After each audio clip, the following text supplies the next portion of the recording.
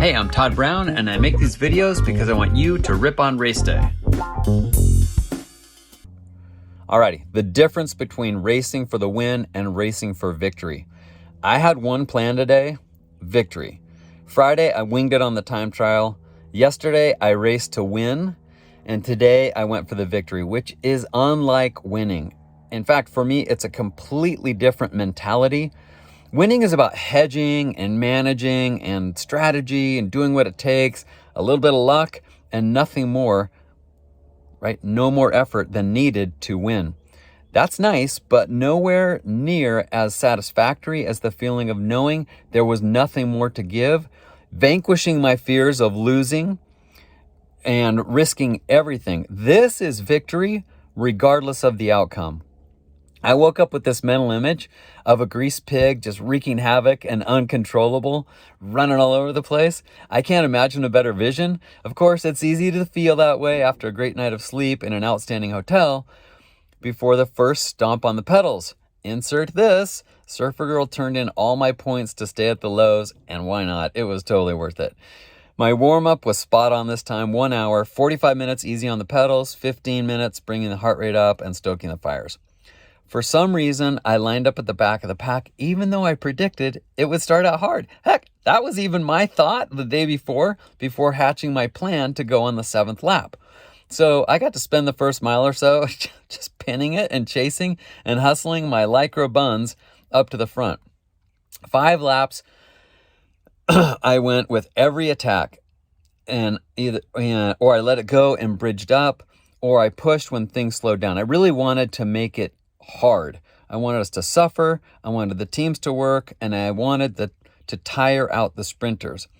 During that time, I was able to ferret out who could handle their bikes in the turns, whose wheel. Let me just insert something there. I think with all those Zwifting going on, people are super fit, but they're losing their ability to handle their bikes. It's no pat on my shoulders, but because I ride outside all the time, I think it is helpful. So if you're a Zwifter, get outside, buddy, and just do turns one day, because I think people are losing that skill. Anyways, I was able to figure out who could do that and who would have something left on the day. My plan, hatched the night before, was to go for it on the last climb of the 6th lap. Rail the turn at the bottom and just keep on going. It almost worked. What happened was just as good, if not better. The teams were sprinting for seconds, bonus time seconds, on the 6th lap. So they stretched the field out going down the hill. They stretched the field out into the last turn, and they pinned it all the way to the line, and then they shut down their pace. I sailed right on by, and I kept going. Then Jerry, who smoked us in the time trial, passed me like I was standing still. Crap.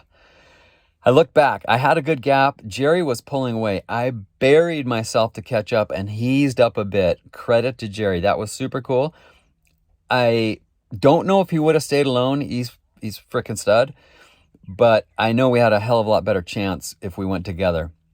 So I said, dude, just give me a couple minutes. Just give me a minute or so to recover. He gave me 3 minutes to the top of the climb.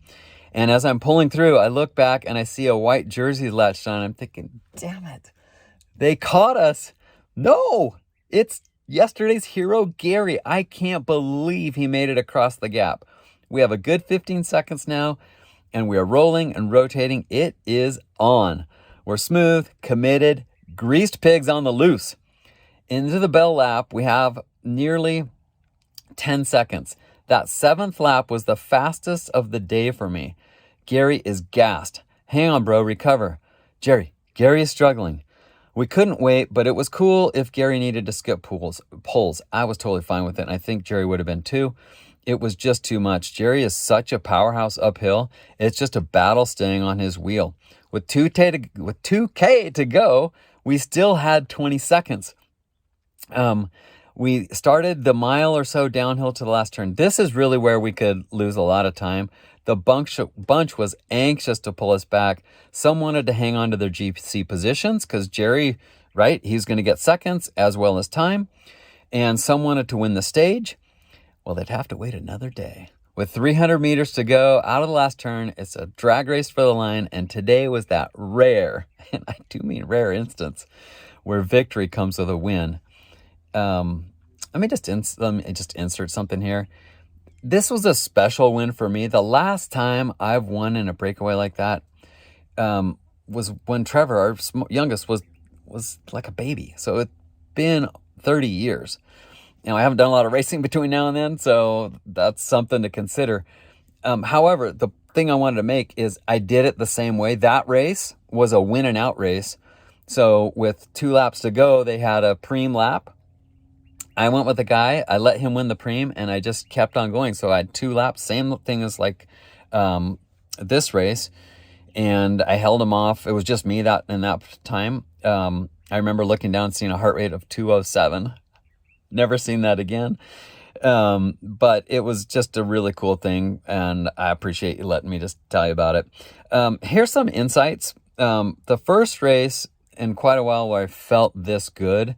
I didn't battle any cramps, and I had really good energy. I got great night sleep in the hotel. We arrived 2 hours early. I got my proper warm-up in, and I was able to consume my calories on track, which is 600 calories. It was an 1.5-hour race, so that's 400 per hour. Those little details, I think, made the difference on us particularly being able to stay away. Who knows? Honestly, the older I get, the more difficult it is to predict good days on the bike. Marco Colbert and a lot of good people from the city and volunteers have rescued the Tucson Bicycle Classic. USAC had a really pro and friendly staff, which I found to be very refreshing. If you're looking for a hell of a fun weekend of racing in the beautiful winter desert, get your buns out to Tucson next year. Hey everybody, these podcasts and vlogs are new for Pedal Industries, so if you're enjoying them, please like and subscribe and share with your friends. Thanks so much. Keep challenging yourself.